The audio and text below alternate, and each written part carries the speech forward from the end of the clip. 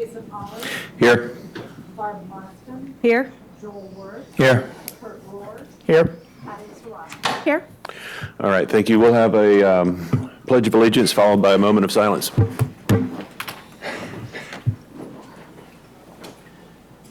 I pledge allegiance to the flag of the United States of America and to the republic for which it stands, one nation, under God, indivisible, with liberty and justice for all.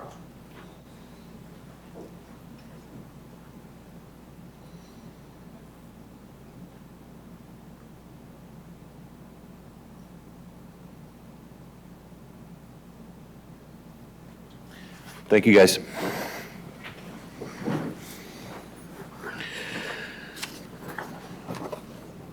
All right. First order of business is to approve the minutes of the January 18th regular board meeting. Could I get a motion? I move we approve the minutes. Second. Thank you. All those in favor, say aye. Aye. Aye. Aye. That motion carries. Next is to approve and ratify payroll and accounts payable. Could I get a motion?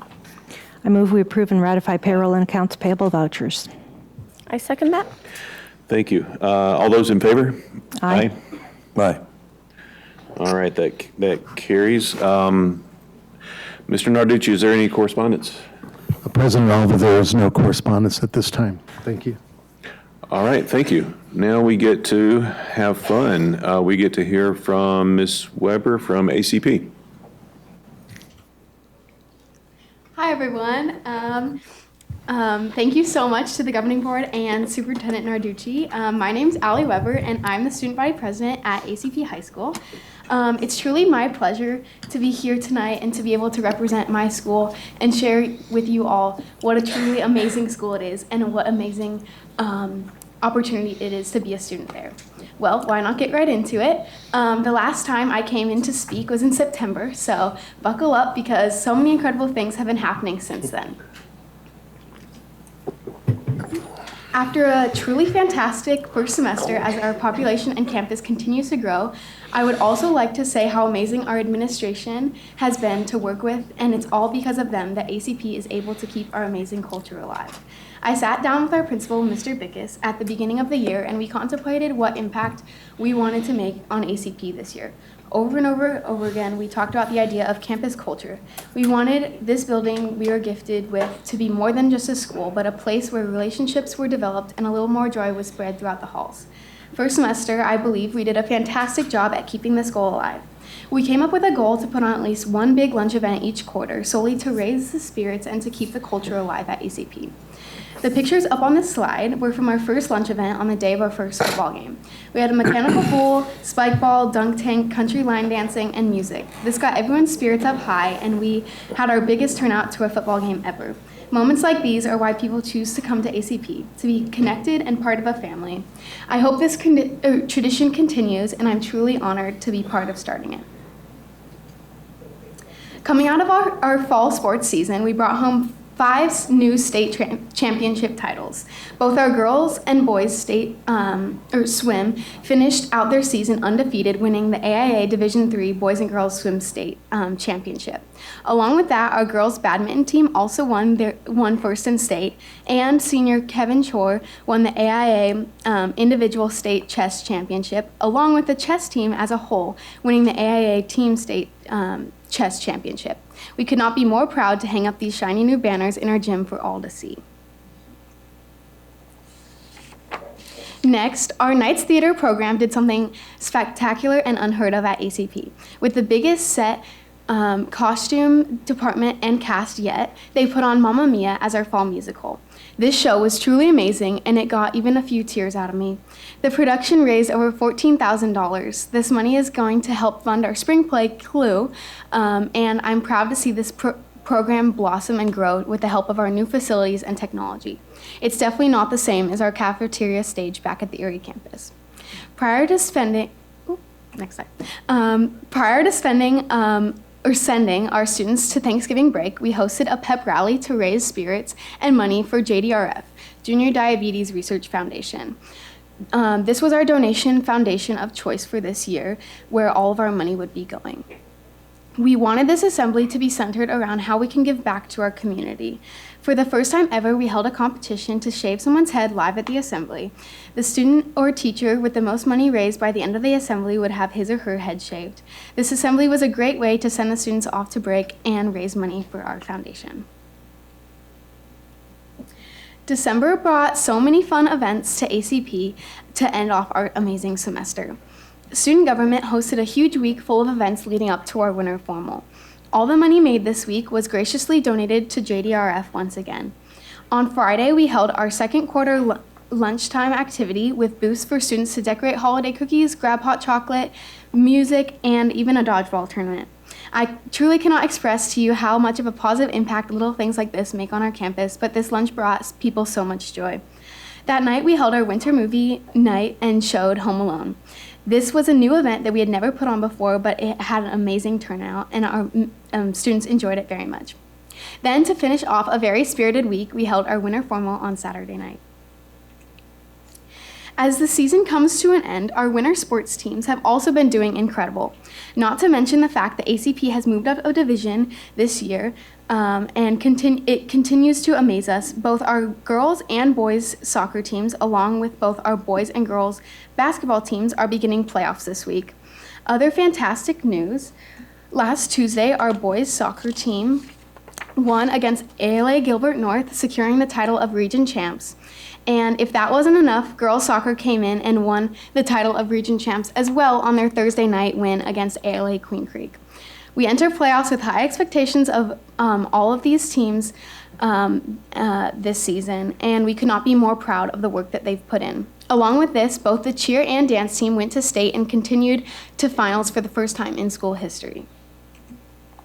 Talking about our amazing advances in sports, last week was National Signing Day, and we proudly had 12 ACP seniors signed to further their academic and athletic careers on a collegiate level. We had students sign for football, baseball, softball, golf, wrestling, and swim, including our first ever student to sign to play in a foreign country, Marco Palafox, who will be playing football in Mexico.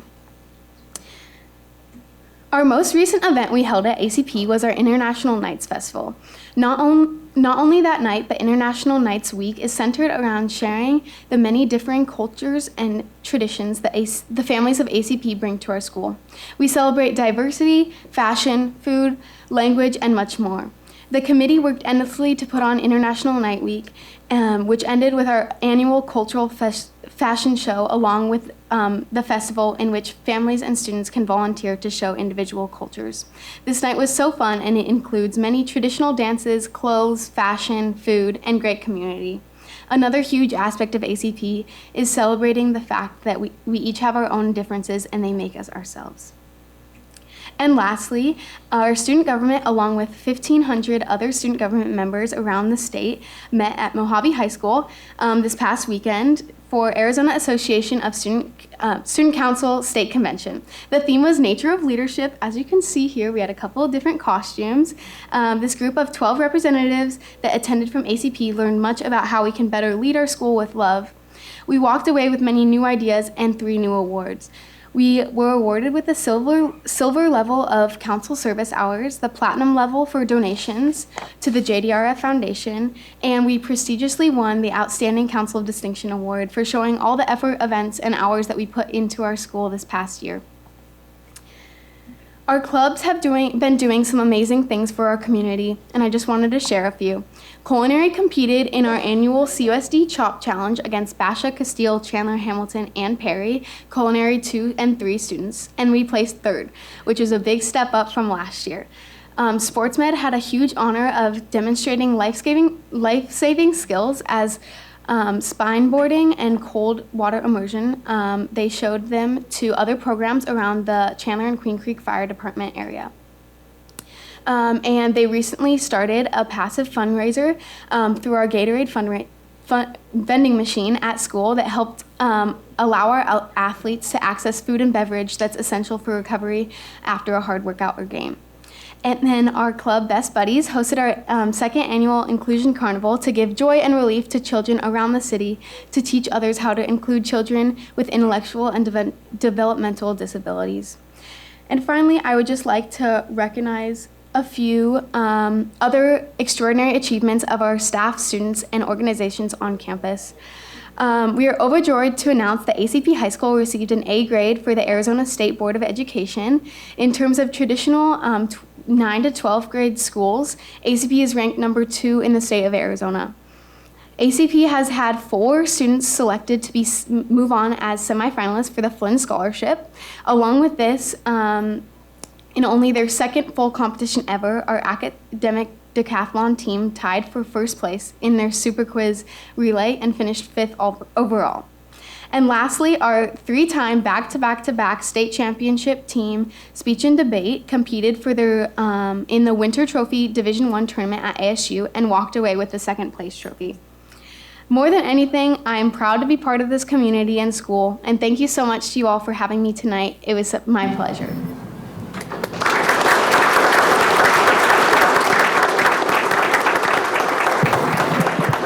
All right, thank you very much. Next, we get to hear from Mr. Green from Basha High School.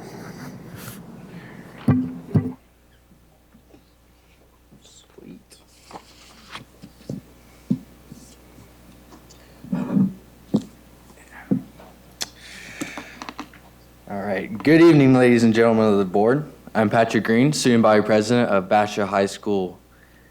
I appreciate you all allowing me the time in this board meeting to talk about events and activities that have happened at Basha since my last presentation. Without further ado, I hope to answer the question, what's been going down at Basha? Part 2. Basha held its 3rd annual Trunk or Treat. Trunk or Treat is an event held in the Basha parking lot where people and clubs from the Basha community decorate their cars and hand out candy to children. It was a great event that sent everyone into the spooky festive season of Halloween. The Battle of El Vista is a football game between Perry and Basha, seen as a huge rivalry by both schools. Since we didn't believe that Perry would have much of a chance in the actual football game this year, we decided to have them possibly win something else. The entire week leading up to the game was a giant fundraiser to all be donated to Juvenile Diabetes Research Foundation. On Monday, both Perry and Basha had drinks at their local coffee establishments to see who would get the most drinks. On Tuesday, a competition was held at Blue 32 to see who could have the most people show up and order dinner. On Wednesday, our NHS got involved, and each wanted a piece of the action. They held stuffed animal drives for the foundation Team Emory to be thrown on the field during the halftime. Sadly, Perry was not able to win the football game or the fundraiser, but Basha was able to raise a total of $883.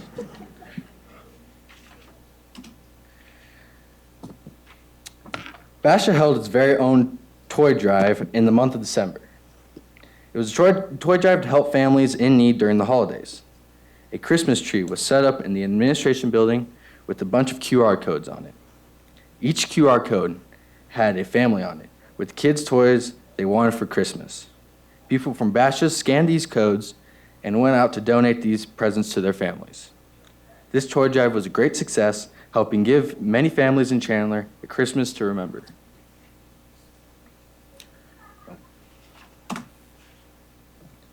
Hugs for Holidays is an event sponsored and ran by Basha's NHS every year. Kids from lower income families in the Chandler Unified School District are invited to Basha High School for a day of festive and joyful activities. Each kid is given an NHS mentor to help guide them around all the activities and make sure they all have the time of their lives. The activities included cookie decorating, ornament decorating, a petting zoo, bouncy houses, and much more. And of course, I can't forget a visit from the big man himself, Santa. NHS does an amazing job with this event, and you see it in each and every one of the children. Our football team defeated Chandler for the 2nd time to progress them to the state championship game. On the Friday before the game, we gave our Bears a pep rally to help everyone get stoked for the game against the defending state champions, the Saguaro Sabercats. At the assembly, Bruiser the Bear, in true WWE fashion, wrestled each and every opponent that the Bears faced in the playoffs. Bruiser defeated a Patriot, a Wolf, and in his final match, he had to take on a fearsome saguaro cacti. In the end, Bruiser was able to defeat the cacti in a back and forth match. He was able to steal the famed belt and become the ultimate champion. That is what we call foreshadowing, ladies and gentlemen.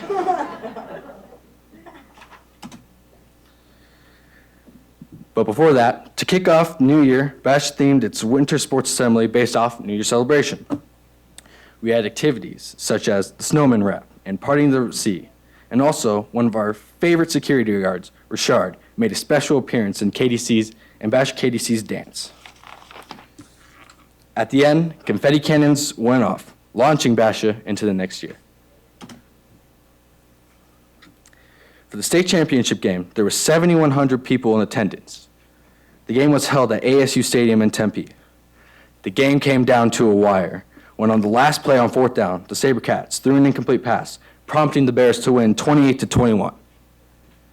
This was the Bears' first ever football state championship win, and it's even more special seeing as how it happened on Basha High School's 20th anniversary.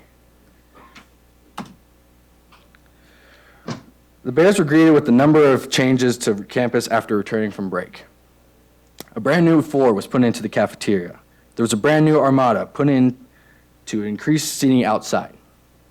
Basha upgraded its weight room, putting in all new floors, racks, weights, and equipment, much to our weight coach's pleasure. These improvements could not be possible without the help from our administration and the CUSD district office. So thank you for everyone who helped. That answers the question, what's been going down at Basha for now, and we look forward to plenty of new events in the future. Thank you for your time. Good night. Mr. Olive? All right, thank you very much. Mr. Olive, Yes. I just want to say I was over at Bosch High School on Saturday morning, and I was able to take a tour of their computer science facility over in Building K, over by the tennis courts. And I was watching kids program in Python, which is more than just a name for a big snake. It's actually programming a language I think they use for cell phones. Linux, which is a very basic programming language, and Java, which is used to program on the internet. So I just wanted to say it was a very, very impressive program. I'm glad your kids are doing this, and see if we could expand it as much as possible. So thank you, Mr. Reschel. Okay, great. Next, we get to hear from CTE folks. Ms. Duran. Good evening, Mr. President, members of the board. My name is Lindsay Duran. I'm the CTE director here in Chandler.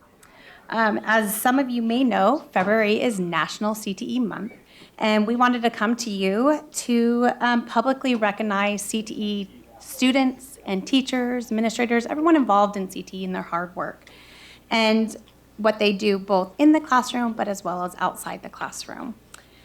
But before I going to turn it over to students, because you'd rather hear from them than me, I want to give you a little overview of what's happening in CTE. CTE is for all students. Currently this year, we have 83 CTE teachers at the high school level between our 6 campuses, 25 CTE teachers at the junior high level, 20 CTE programs across all 6 high school campuses, which do include AP Honors IB dual enrollment offerings. And that encompasses over 8,000 students across our 6 high school campuses. In addition, we also send about 1,100 students to EVIT to also get more information and opportunities for CTE programs. Here is the list of all of our CTE programs. Like I said, we got 20. We're adding one more for digital communications next year at Chandler High CTech campus, as well as at Hamilton digital communications. So that will be a new one that we'll be able to share with you next year. But there, like I said, 85 teachers with 20 programs. There's a lot that is happening on these campuses, and a lot of amazing things that the teachers and students are doing. And like I said before, you don't want to hear from me. You want to hear from these amazing students and what they're doing. So I brought 3 along with me, and we're going to have them come up and share.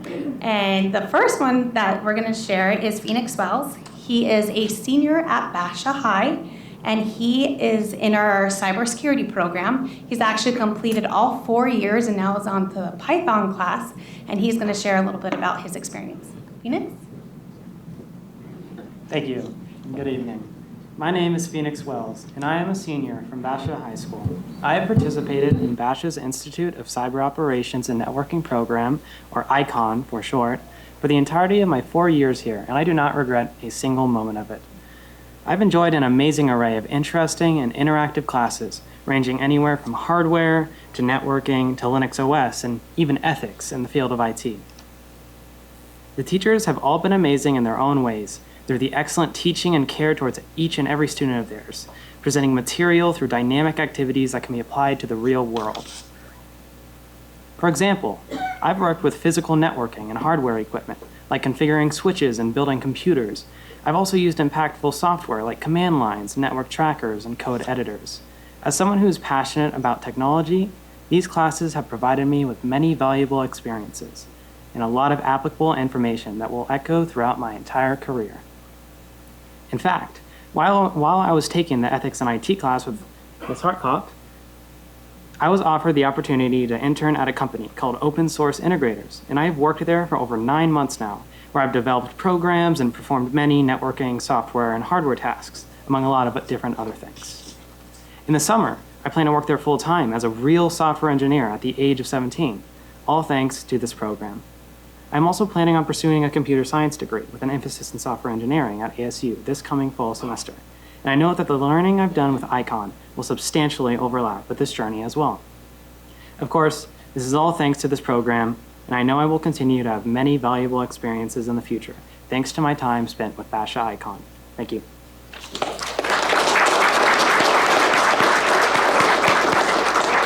Thank you, Phoenix. Next up, we have from our drone operator class is our Vincent Ramirez. He's an 11th grader. This is the first year we've offered the drone operator, so he's going to tell us about his experience.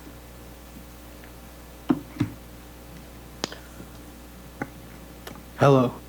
I'm a part of the drone operating class at Chandler High School, taught by Mr. Volrich. The reason I chose this program was so that I could learn a fun skill that I could use outside of school. The longer I was in the program, however, I realized that there are long-term benefits. I learned that if I continue this program, I could eventually get a license which I could use to make future profits off operating drones. This program was very beneficial because it was very fun and interesting to be a part of projects that are really hands-on, and I really enjoy the teacher, Mr. Volrich. He really helps students succeed when they're having a difficult time. I've had nothing but fun in this program, and I am looking forward to the next stage in this program, which is drone operating 2. That is all.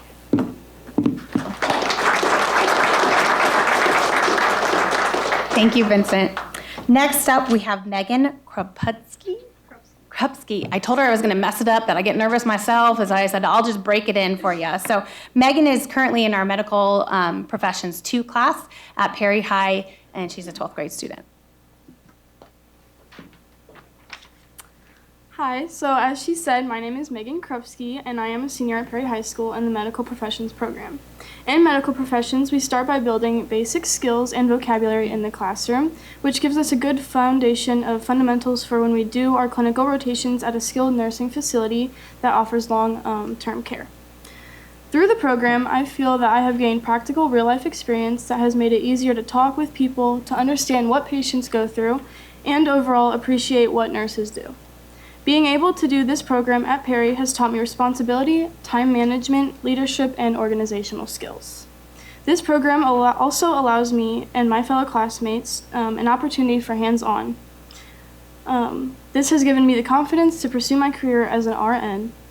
I, along with my classmates, will be testing in April to become a certified nursing assistant.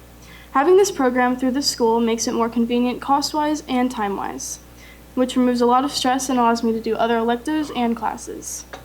This program is setting me up for success in my future because most nursing programs either require you to have your CNA to get into their program, or it can also open up those nursing programs' eyes to the credibility you might have over others and place you higher on the waiting list to get into their program.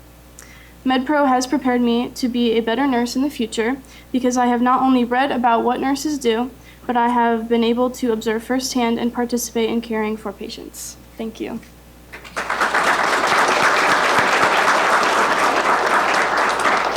Thank you, Megan. Aren't these three amazing? I told you you'd rather hear from them than me, so thank you both, all three of you, for coming. Not only do we have incredible students, and if I could have brought one from every single program, but Donna said I only had 10 minutes, so I reached out and grabbed three. So if I could, I would bring one from every single program. But I want to also acknowledge our incredible teachers. We have outstanding teachers in our district teaching career and technical education students. And without our site administrators, our CT administrators, their support staff, there's no way we could do what we do for our students here in Chandler. They put in many hours above and beyond the typical workday, making sure that providing work-based learning experiences, preparing them and taking them to career and technical student organization events that take place on the weekends and late nights, early mornings, as well as ensuring that they're required paperwork to make sure that we are meeting the demands of state and federal laws are met and they're submitting them in a timely fashion, as well as providing top-notch hands-on lessons to our students. So in all, I just want to make sure that you know how amazing our programs are, and if you see a CTE teacher or you see a CTE student, please thank them for their hard work and their dedication to their program, because these students and our teachers, we're going places. So thank you so much for your time.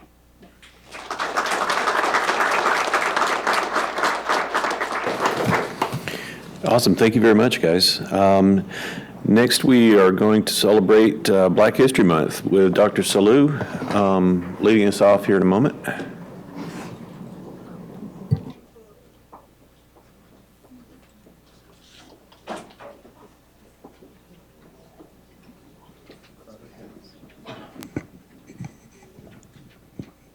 Mr. President, governing board members, Mr. Naducci, the cabinet, and the guests. Tonight, we celebrate Black history.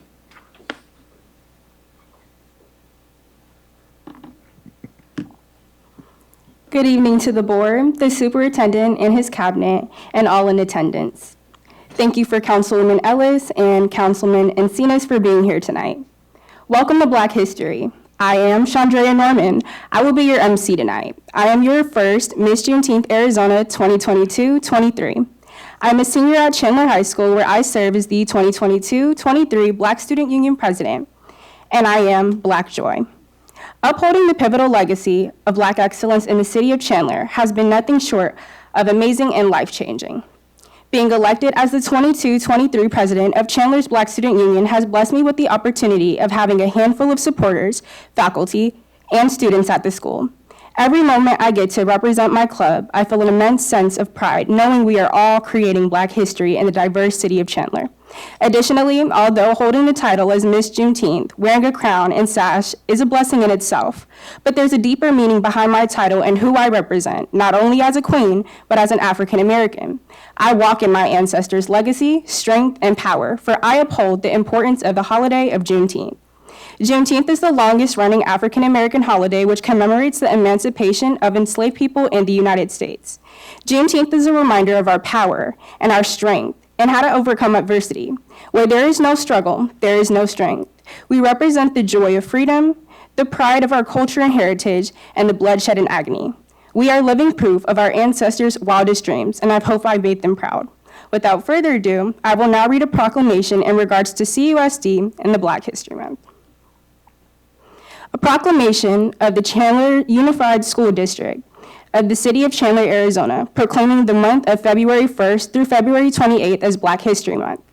Whereas Black history is an essential part of American history and should be studied throughout the year, and since 1926 in the United States of America, February 1st through February 26th, or 28th, my bad, has been designated as the month for recognizing and celebrating the history, contributions, influence, and scholarship of African Americans. Black History Month started in 1926 as Negro History Week, and in 1970 became Black History Month. Whereas the vision of Chandler Unified School District is is an environment where our diverse population is a strength, and a spirit of equity, collaboration, and respect permeates our community. Now, therefore, I, Chandler Norman, senior at Chandler High School in the Chandler Unified School District, do hereby proclaim the month of February 1st through February 28th, 2023, as Black History Month, and urge all Chandler and Arizona residents to celebrate the rich history, culture, and contributions of African Americans throughout the United States. Without further ado, I will now be bringing up the Black Student Union President of Arizona, Arizona, ACP.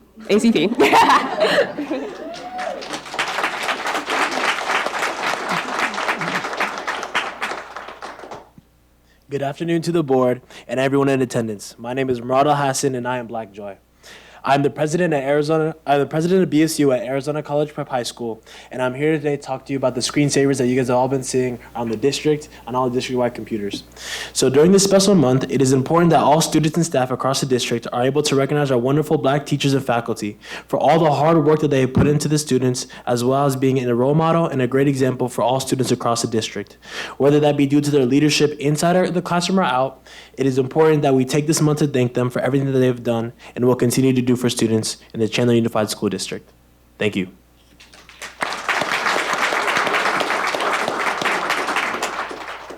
Now I will be playing a video that BSU have made at ACP High School.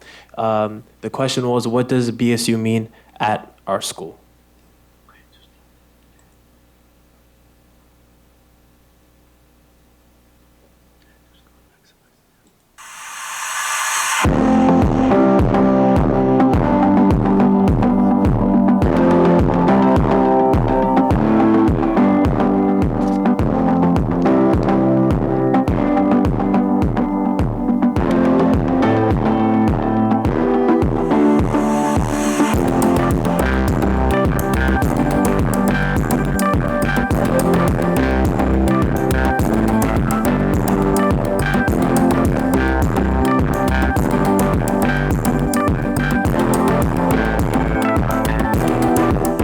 Hi, my name is Rosalind Wilson, and I'm the sponsor for Black Student Union here at Arizona College Prep High School.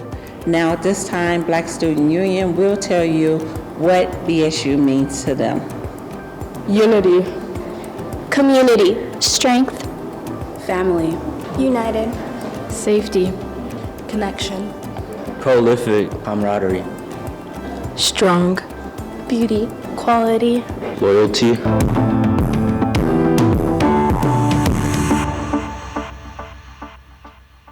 Thank you.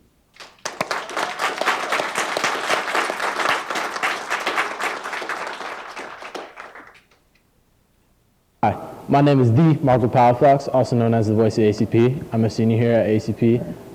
If I could time travel back to one specific event, I would go back to the Houston Astrodome in February 1995. If you kind of know where I'm going, you already.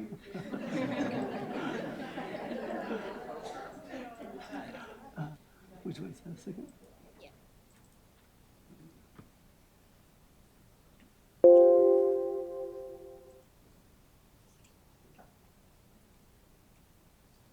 Thank you.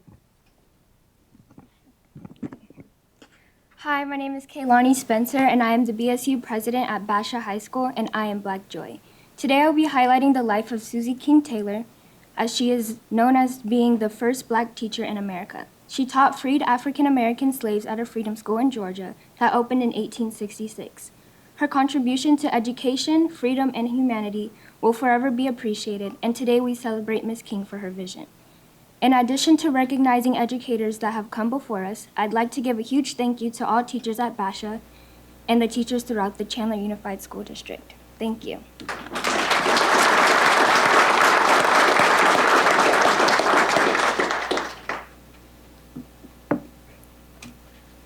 Okay.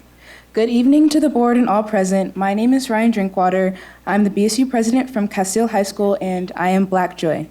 Today, I'll be highlighting Dr. Claudine Gay. So, Dr. Claudine Gay was born in 1970 and is an administrator, currently working at Harvard University, and is set to be Harvard's first African American and woman president July 1st of 2023. She is a scholar of political science as well as teaching, engineering, quantum science, climate change, and was also appointed professor of African American studies. Dr. Claudine will forever be a role model for African American students all around the world. Thank you to all the educators throughout CUSD in Black Education Matters.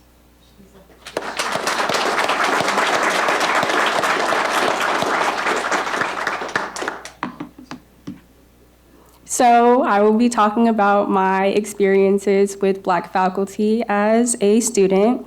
At my first Black teacher and Black principal in kindergarten, I attended Ridgecrest Elementary School in my hometown of Moreno Valley, California. Though I didn't realize it at a young age, I'm so thankful to have had diversity and representation at the tender age of 5 years old. Furthermore, the first Black educator I was introduced to when I moved to the city of Chandler, Arizona, was Mr. Michael Franklin. He was the assistant principal at Hamilton High School when I was a freshman, and we both later transitioned to Chandler High School, where he became my second Black principal I've had in many years of schooling. Mr. Sean Mitchell is also now my second Black assistant principal. At Chandler High School, I was also introduced to Miss Ray Black, my BSU sponsor, to make sure all members are on board with our club plans, and pageant coach to make sure every hair is in place and every pageant strut is solid. One of my ultimate passions in life is dance. I was so elated when I found out I was going to have a Black dance teacher in my junior and senior year as an improv and now advanced dance student. As much as it may sound crazy, I love the point your toes and wash your line speeches. To all 4 of these amazing educators, thank you for representing me. Thank you for pouring back into us. Thank you for representing the multiple student of color, and thank you for representing the many Black educators in our country. Thank you for serving as mirrors and windows. I also have a video of what the BSU means at Chandler High.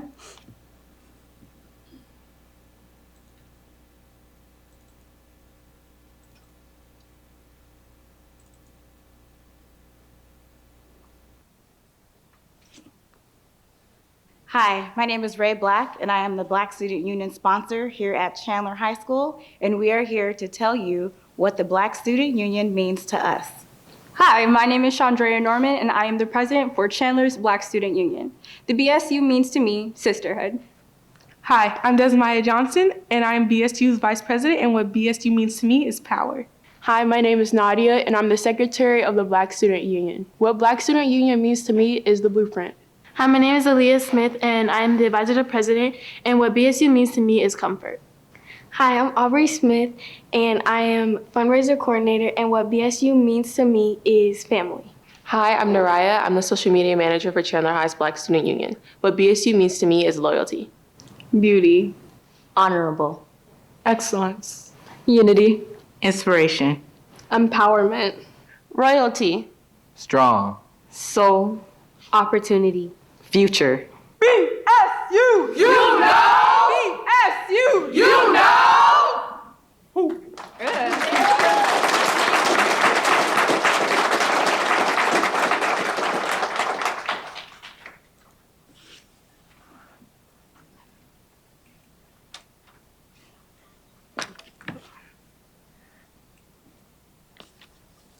Good evening to the board and all present. My name is Sophia Brantley, and I am the BSU president from Hamilton High School, and I am Black Joy. My reflection is why Black teachers are important to me and other Black students. It's all about mirrors and windows. Black teachers are important to me because it allows me to see myself reflected inside and outside of school. It sends a message that all students are seen. My mom is a Black teacher in CUSD, and I see firsthand how her presence impacts and enlightens all of her students. I would like to thank all educators at Hamilton and throughout all of CUSD. Thank you.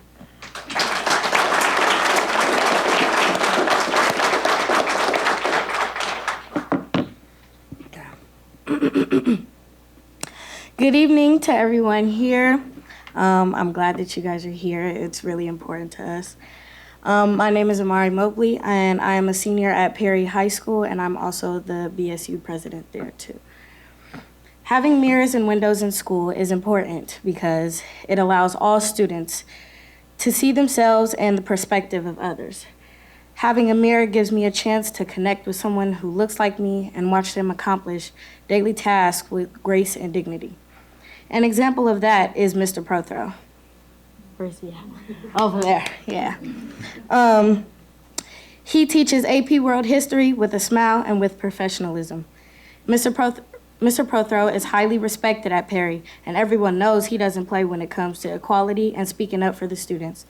Mr. Prothro will always be my definition of a mirror and my true inspiration to keep pushing through, and Mr. Prothro is a mirror for everyone at Perry. Today, I thank Mr. Prothro and all the educators at Perry High School and throughout CUSD for your service to us. My name is Amari, and I am Black Joy.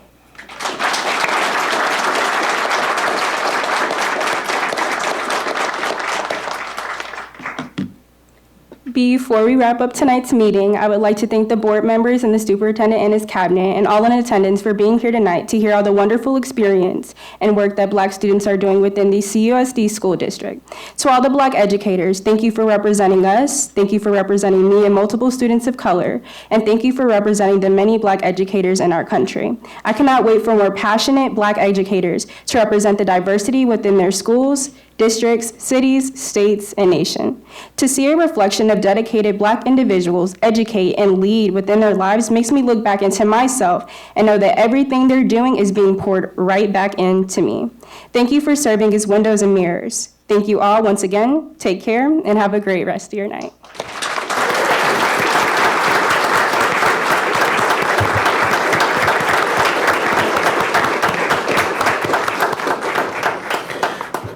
All right, thank you very much, everybody. Next, we are going to move on to citizen comments. Ms. Ingersoll, could you start us off with that? Tonight we'll be having 2 minutes per person. President Olive, board members, we have 16 comments this evening. The first one is from Victor Hardy. Subject is meetings. Okay, and before we get started with that, I need to read the law because we do that every time. Citizens' comments is the time for the public to comment. Members of the board may not discuss items that are not specifically identified on the agenda. Therefore, pursuant to ARS 38-431.01H, action taken as a result of public comment will be limited to directing staff to review the matter, responding to any criticism, or scheduling the matter for further consideration and a decision at a later date.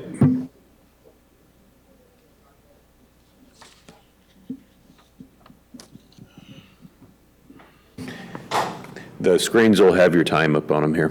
Okay, thank you. First of all, I want to thank all of you for allowing me to speak. Just to follow those group of students, Dr. Gilbert, I know that you had something to do with that. Thank you so very much for making me look really good. I want to talk about two events. First one is February 24th is our 11th annual African American banquet done by Chandler Men of Action. It is a banquet in which we celebrate African Americans and also others. Our Man of the Year, done by Mayor Corey Payne, we represent him, and this year it is Michael Franklin. He is the principal at Chandler High School. We also have other awards that we give out, and we also have a catering and also a DJ from the Diamondbacks. So we're hoping that you come out and enjoy this banquet. It is $40 a seat, and also it is $320 for a table of 8. So please come out and join with us. You can look for the information on Facebook, Chandler Men of Action. The next thing is April 20th from 7 to 8:30 a.m. It is the East Valley Mayor's Prayer Breakfast. We're bringing it back. And as you know, we all need prayer. I'm a pastor, and I know this. So please come out for that. This year's theme is Youth Mental Health Awareness. So we ask that you, thank you very much. We thank you for this time, and we look forward to seeing you at these two events. And we pray that you have a good time. Thank you, Mr. Narducci, and thank you once again, Dr. Gilbert.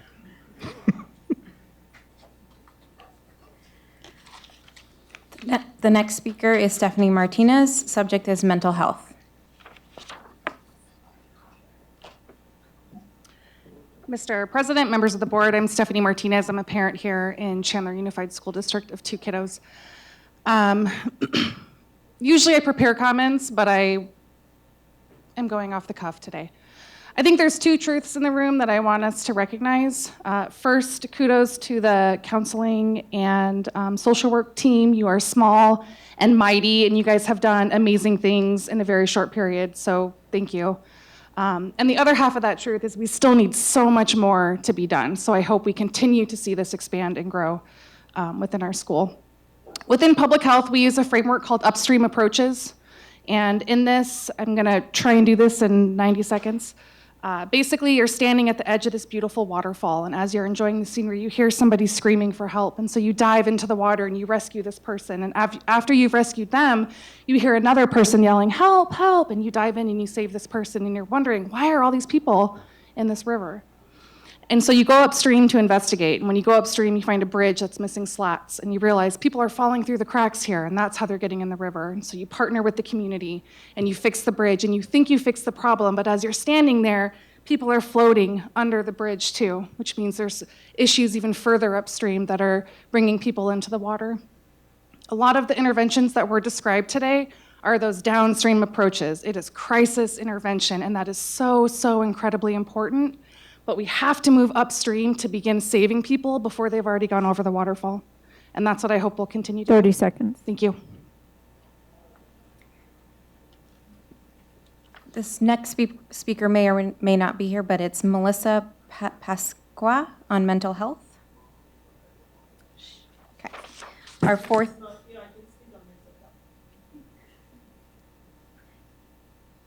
Okay. The fourth comment is from Joan Sharach on San Marcos.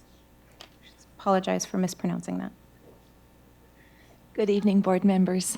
On behalf of San Marcos community, families and students and staff, I would like to invite each of you to our next community meeting on Tuesday, February 21st at 5:30. It'll be in the cafeteria. Before making life-altering decisions about the future of San Marcos neighborhood community, we ask you to come be a part of our community, answer our families' questions to better understand the community we serve. Our families left the January meeting feeling confused by the presentation and the translation. They felt deflated because they weren't given time to have their questions and concerns be heard or even asked. Our hope is that the meeting on the 21st will be much different. Our hope is that you will join us and listen to those concerns and field their questions. A decision to close or repurpose San Marcos will have an enormous impact on our families. The physical distance of the prospective schools these students will be bused to creates a hardship for our families and creates a barrier for them to be part of their students' new school. The San Marcos community requests that you give great thought before making any decision. We ask that you make an equitable decision, one that will be positive impact upon our students and families, learning and future. We look forward to seeing you on the 21st at 5:30. Thank you. I believe this next speaker was one of our CTE students, but Vincent Ramirez, drone operations. Yeah, CTE student, okay.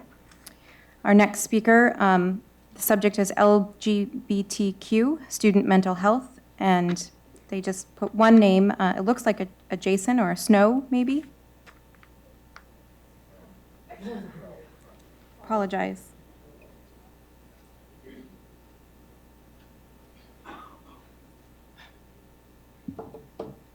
Good evening, people of the board. My name is Crow, and I'm a part of Support Equality Arizona Schools. Just to set the tone of my time with you all, I want to give you a piece of information, and it's very hard for me to say because it's so sad. 1.8 million queer students every year contemplate suicide.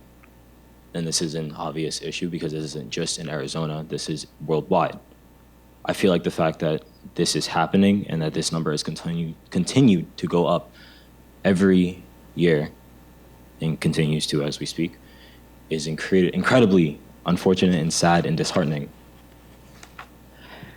For me personally, I've been around a lot of people who have done this to themselves, and it's incredibly sad, and I know why, because I experienced it myself. I've been in a depressive episode for about 3 years now, since 2020. I've been in 4 different high schools two of them being online and then one of them being, or two of the others being here in Chandler, or I guess in Arizona. I've been to Mesa and I've been to Chandler. And at both of those schools, I failed to feel like I exist. Yesterday, I don't know if many of you saw it, I don't know how many care about politics in here, but yesterday, President Biden made a speech saying that the State of the Union was good, strong, and I'm sure that made a lot of people feel reassured and good about where they live. As a student in the Chandler Unified School District, I don't feel safe. As a Black student, I don't feel seen. As a Black queer student, I don't feel heard. Because changes are slow. Changes are minuscule. And I'm not the only person who feels this way. There's other people who will do better at explaining their personal experiences and what they've gone through and how this needs to change. Thank you. The next speaker is Salem on LGBTQ and mental health.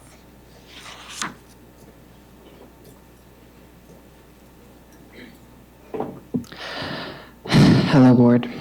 Graduating, the happiest turning point in our life and the next door in your future. But for trans kids, not really. As a trans kid in school, even one person learning my dead name is harming. Imagine me walking up to graduate and hundreds or thousands of people, parents, children, hearing my name, people confused and awful. I'm the president of my club at my school, and I have to make announcements, write minutes, just basically inform people of what's going on in our Google Classroom with my dead name still on there. And I'd hoping people would drop the question of, who is this? But they didn't. I had to contemplate to trust them. And I hate this, and this continues to be your fault. I set up a meeting one day with my assistant principal about changing my name in the system and what it would take to do so. And so I would not get dead named by all adults and have to arguably correct them or walk into my class and see a substitute and run up to them to make sure, I am not projected to my class. He said it's not that easy anymore and I'd have to have a legal name change, which isn't possible due to one of my parents being so unsupporting of me they'd rather not even see me. I'm also a kid who wants to study internationally. When it comes to visas, who are you and what are you doing in my country is a big thing, saying who are you. My diploma will say my dead name. Say I get a legal name change after the age of 18, how do those come back? You can only provide so many documents. We need more resources for trans kids. As Crow said, changes are minuscule. They're barely happening. We need more of those, and that's what we're fighting for. So I need you to take a look at your decisions and how they're affecting 30 seconds. people. Thank you. The next speaker is Teresa Babington on LGTB mental health. I am a mother of a student at one of the CUSD schools. As a parent of a child in the LGBTQ community, I am disappointed in the fact that children attending high schools in Arizona don't feel safe in their school. They should be protected and feel comfortable at their school. As a single mother, I do everything in my power to make sure my child is comfortable. Leaving my child with another adult when they go to school, and these adults do not respect their identity. It breaks my trust.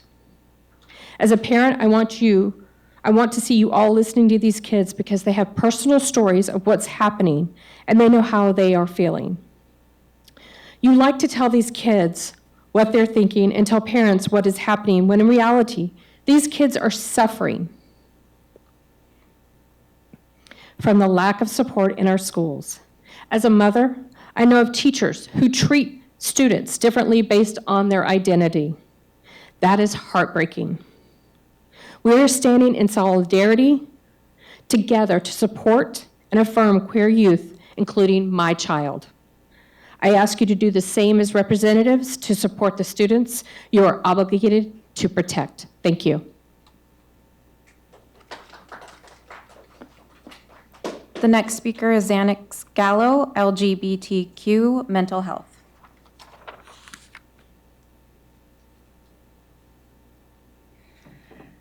Good evening. I've come here before, and I've come again to speak, mostly on the same issues that are still presented to students. I am a gender fluid queer student at a CUSD school. And I preface this by saying this because we're pushing for change in our schools. As Crow said, as Salem said, the changes are minuscule, and I'm sure you're aware of this. And something we want to see is gender-neutral bathrooms. Being a gender-fluid student at a school, sometimes I dress more masculine, and when I walk into a female restroom, I get harassed, I get assaulted, and they're asking, why is there a guy in this restroom? When I dress female, like I am today in a skirt, how people view me as female, going into the restroom, it's fine. Sometimes I'll still go in there and people will question, why is there a boy wearing a skirt? Sometimes I get dress coded. Like today, I got dress coded for wearing this exact outfit that I wear before you. I've worn this a million other times outside. I'm completely covered up, but people are still pressed because they think I'm a guy wearing a skirt. Our identities aren't respected for who we are, and teachers need to be trained on what different identities there are and how to respect us as people. We're standing in solidarity. We don't need the discrimination that students face. It's hurting our students. As Crow mentioned, the suicide rates are going up. We want you to do something about this. So please, take this seriously and do something to change our schools for the better. Thank you. Our next speaker is Max Amberg, LGBTQ Mental Health.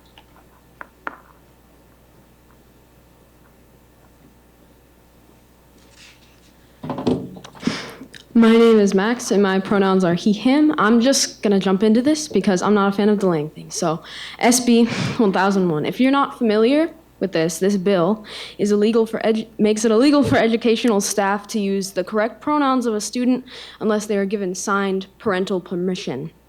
Now, I don't really care what it is any of you have to say about this bill, but all I know is that at the end of the day, students who are not trans will not ever have to get permission to be who they are.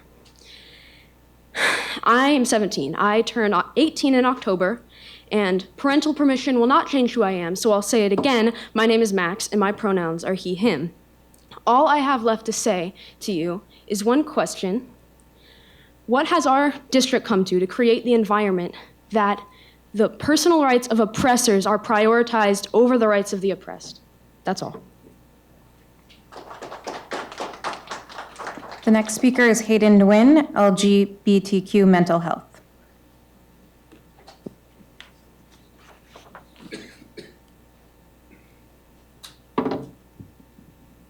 Hi, my name is Hayden. I'm 17, and by now you probably already have been made aware that there is a mental health crisis happening in all of our schools.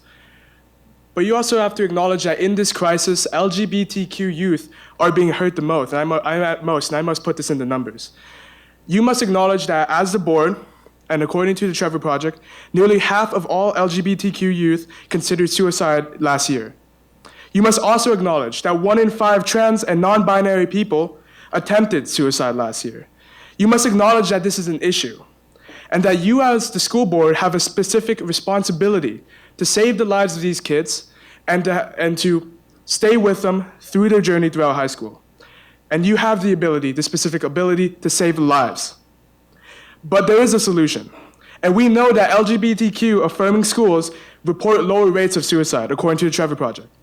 We know that transgender kids who are allowed to use their preferred pronouns report better mental health, lower suicide rates.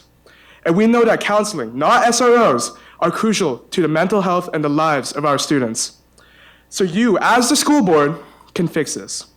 And you have a responsibility to your kids to fix this. You have a responsibility to the parents of those kids to fix this. You have a responsibility to save lives today and in your policy. And remember that these lives, when I talk to you right now, these aren't just statistics. These are lives of kids. And at the end of the day, we are all human. Thank you. The next speaker is Dawn Shim, LGBTQ Mental Health.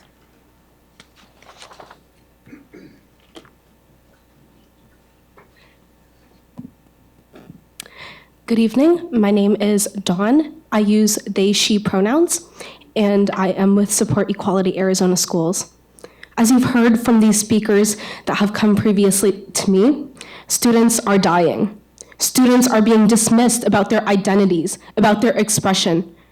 It is your obligation to protect us. It is your duty to listen to us, and it is your burden to listen to us over and over and over and over again, seemingly without doing anything. Because we've told you about these solutions. We've asked you to put them in place. We've sent you countless emails. We've drafted you countless letters, and we've told you multiple times. I've been in here for about 6 months, telling you things that you can do, and you haven't taken any action. Although we tell you that the issue is national, the solutions are local. The solutions are here. There is something that you can do, and there is something that you have been reminded of over and over again. This including LGBTQ students in your mental health forums that are addressing our issues. We tell you that LGBTQ students are at the forefront of these issues. My friends are the ones that are dying, and you are responsible because we aren't in the rooms telling you about the problems we are experiencing. That's ridiculous. Also, you need to put in sensible bathrooms and dress code policies. These policies that are not comprehensive, that do not make sense, those are hurting our students. We've told you over and over again that that is hurting us. That is what is causing mental health issues in our students. We are in high school for 4 years. For most of the day, we spend most of time within school. We see our peers, we see our teachers, we see our principals, and we are in this room more than we see our families. It is your responsibility to make that time one that is nurturing, one that time has expired. One that protects us, and not one that kills. Thank you. The next speaker is Stacy Wales, Basha AMS electives.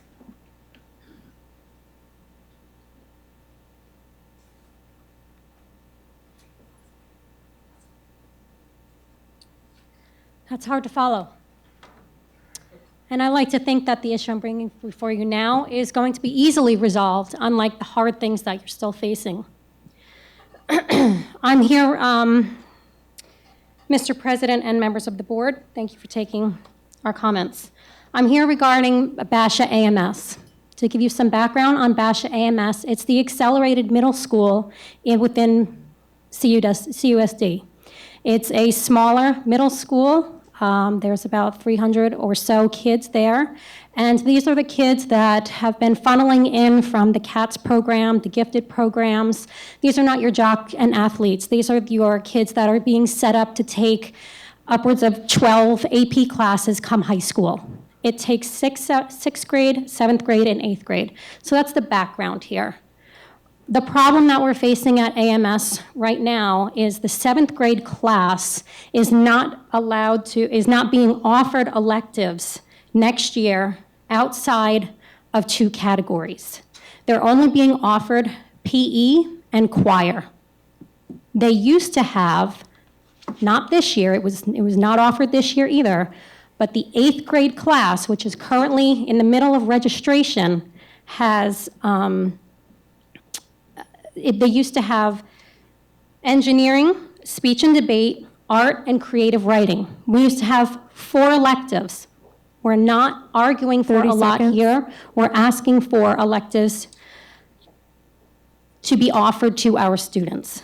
The problem is that there was a change in the schedule last year. We used to have 7 periods. They took a period away, which we're not arguing with that. But the fallout from that is low enrollment of the electives for those students that were already on a 2-year music path, choosing not to forgo music, and so the low enrollment had to go. Time has expired. Low enrollment had to go towards cutting on the electives. The next speaker is Tracy Younts, AMS elective. Ma'am, we'll have a talk with Frank here afterwards. If you can hold on, then we'll have somebody go outside and meet with you, okay? Sorry, just give me 1 second here.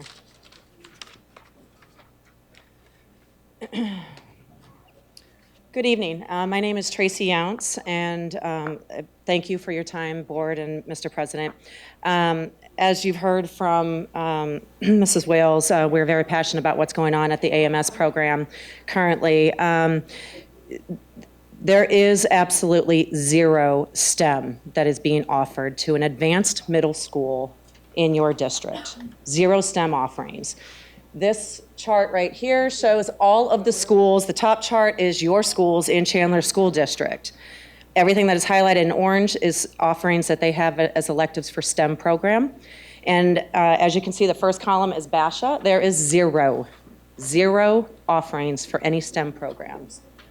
If you take a look at this chart here, this identifies amongst all of the programs in the Chandler School District as well as the charter programs, how many options these students have in a regular school or a somewhat advanced program, whereas BASHA AMS 8th graders are having none. I asked the board, does this follow your Journey 2025? You're not integrating 21st century competencies. You're not providing differentiating learning paths for these children at an advanced middle school 30 on a seconds. high school campus that has a beautiful program that we've already heard about with engineering and with computer science. And our children are not going to be set to continue into that program. So we are asking that you take a look at this program and ensure that these 8th grade students for next year have elections outside of choir, band, and PE. That is a curriculum that I was taught in 1985, not now.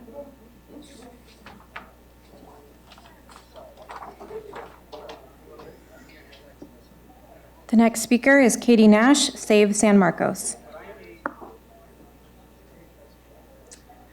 I am going to be yielding my time to Councilmember Angel Encinas. Thank you, guys. Also, I just want to say thank you to the students that were being a voice for the LGBT community within their schools. That did not exist. There was no voices for the LGBT back when I was at Chandler High just 10 years ago. But tonight, Governing Board, I come to you as a resident of downtown Chandler, a neighbor, and a past student of San Marcos Elementary School. I'm here to comment and to offer help on the ongoing process of the future of San Marcos Elementary School. I was present at the last community meeting at San Marcos where the cafeteria was packed and the community was eager to hear directly from you guys.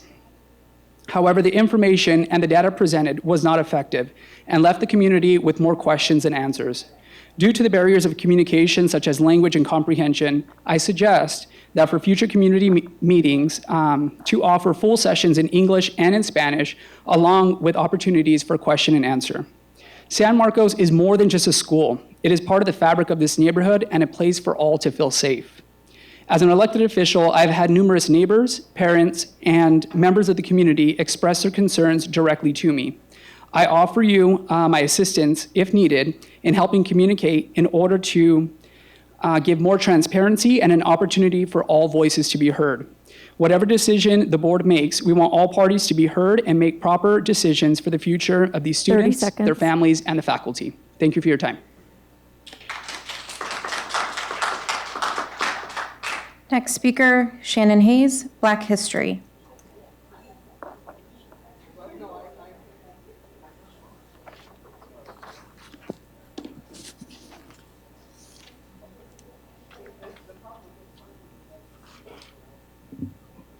Good evening, Mr. President, members of the board, superintendent. My name is Shannon Hayes. I am an advocate, an education equity advocate with Black Mothers Forum.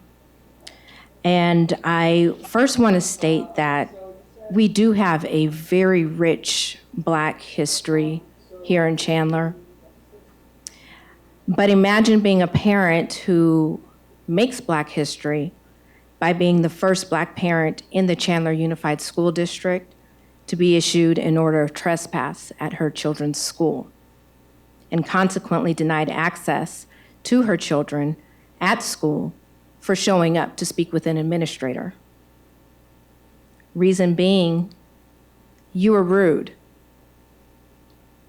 And having a trespass order against you for the entire school year. Imagine being a parent a single mother, and not being able to sign your children in or out of school, not being able to attend parent-teacher conferences, and being denied permission to attend your child's school performances. This is unacceptable. Every parent has a right to be involved in their child's education, and this kind of exclusion or Black parent push-out in the short term only leads to emotional harm and decreased involvement in the child's education. It is important for schools 30 to create seconds. inclusive and welcoming environments for all families. That allows for purposeful engagement and meaningful relationship between parents and educators. The potential long-term consequences of denying parents access to their child's education can have a harmful impact on student success and community relationships. In this instance, there was an opportunity for alternate solutions that could have been addressed. Time has expired.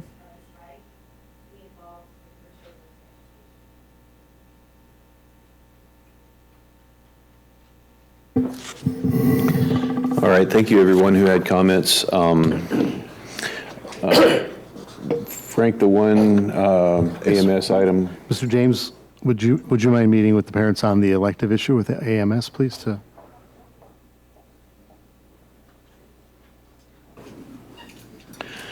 All right, thank you, guys. That brings us around to consent agenda.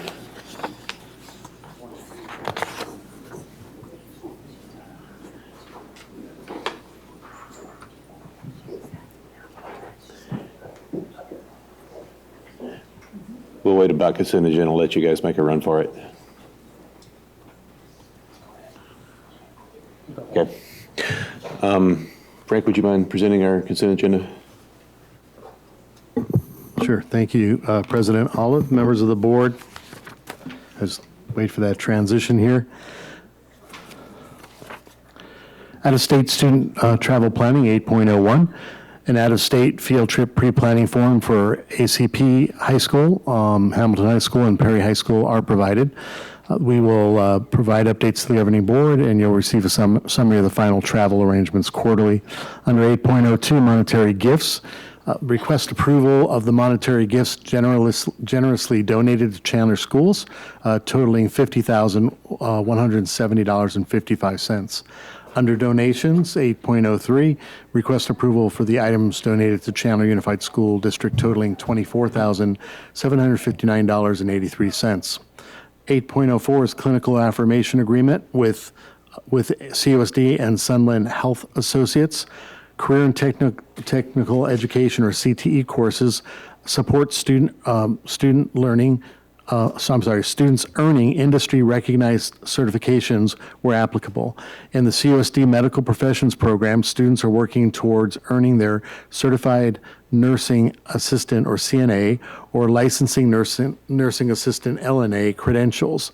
As part of the Nursing Assistant Training Program, students must participate in a minimum of 40 hours of clinical experiences. In November of 2017, the board approved a clinical affirmation agreement for Perry High School students. This new clinical affirmation agreement offers eligible medical professions from both Basha and Perry High School students the opportunity to participate in clinical experiences at Montecito Post-Acute Care and Rehabilitation at 51 South 48th Street, Mesa, Arizona.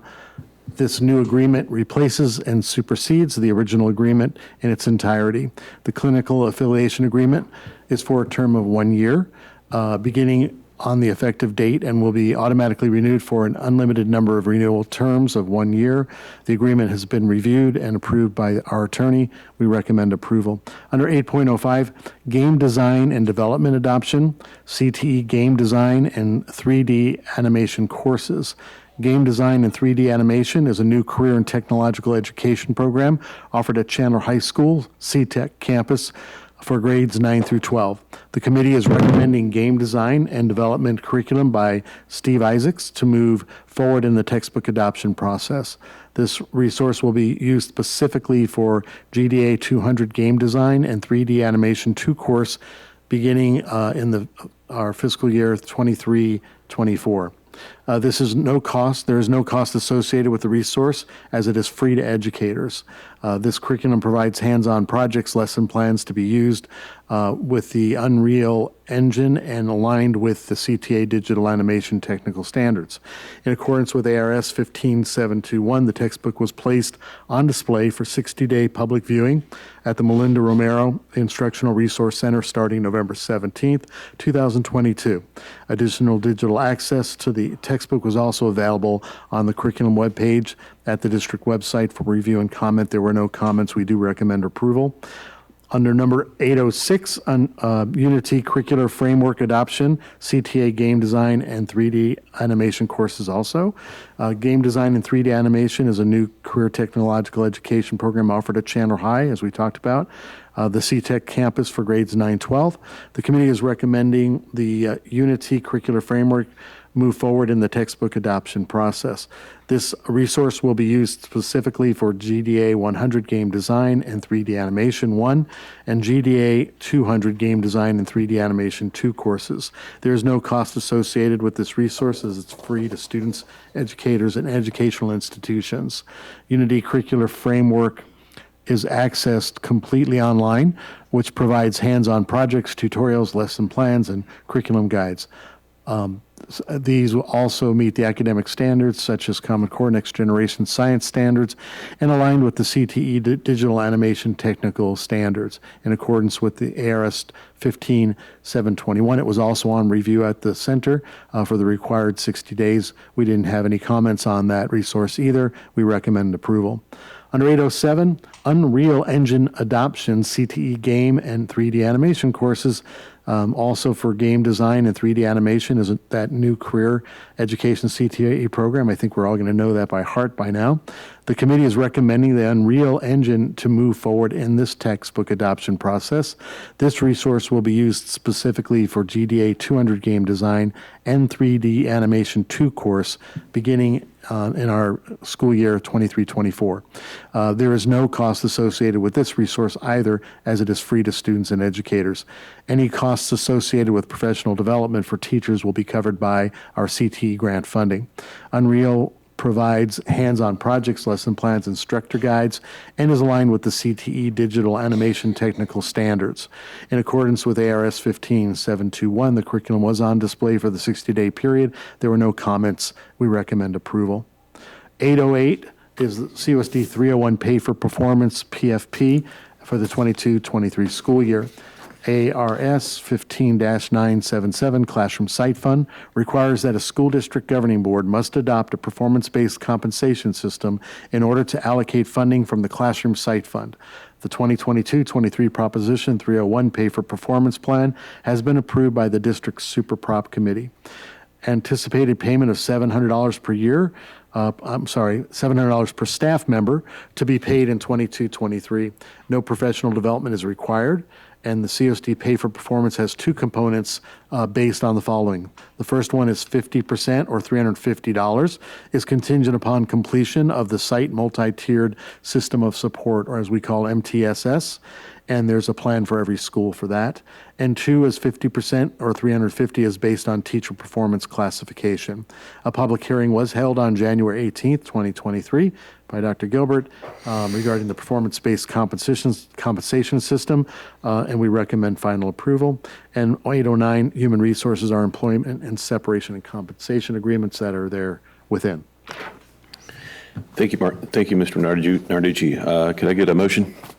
I motion to adopt the consent agenda as written. I'll second. All right, thank you. All those in favor, please say aye. Aye. Aye. Aye. All right, the consent agenda motion carries. That brings us to our action items. 9.01, MOU between CUSD and Paper Cranes Healthcare. Could I get a motion? Well, if it's an action item, we do a motion, right?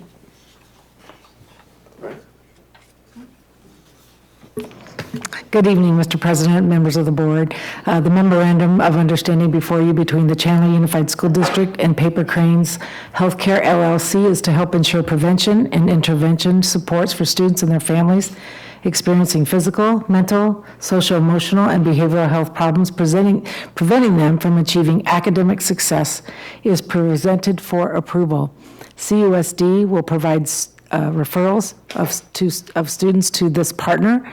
Referrals of students shall be made after consultation with the with the student's parent and our guardian. Recommend for approval at this time. Okay, now I think we need to get a motion to be able to discuss it. Could I get a motion? I move that we approve the MOU between Chandler Unified School District and Paper Cranes Healthcare LLC for prevention and intervention supports for students and families. Thank you. Could I get a second? I second the motion. All right, thank you. Is there any discussion? Yes, Kurt. Mr. President, so the reason I asked for just some discussion on this is, and I alluded to it earlier, it appears that we're setting up our own mental health facilities in the district and choosing partners. And my question was, are we starting to operate like a medical facility? I noticed that there's a list of community partnerships. Paper Cranes on this item is listed on there as well. Some of these organizations are also used by Maricopa County Health Department. Some are also referrals from the Arizona Department of Health. A couple, three of them are not on either list. So we're starting to question why we are approving vendors of services that either the state or county doesn't use.